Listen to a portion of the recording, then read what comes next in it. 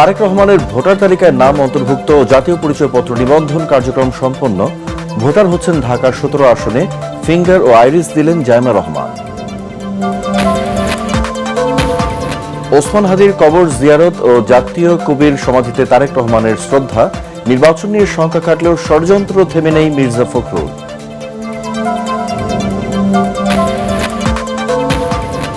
ফের ইনকিলাব মঞ্চের শাহবাগ অবরোধ। শহীদ ওসমান হাদির খুনিরা গ্রেপ্তার না হওয়া পর্যন্ত কর্মসূচি চালিয়ে যাওয়ার ঘোষণা।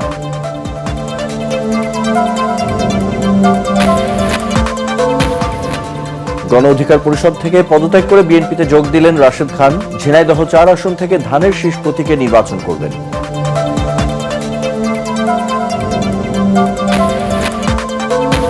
কৃত্রিম বুদ্ধিমত্তা ব্যবহার করে সংখ্যালঘুদের দিয়ে বিভ্রান্তি ছড়ানো হচ্ছে, অভিযোগ প্রেস সচিব শফিকুল আলমের।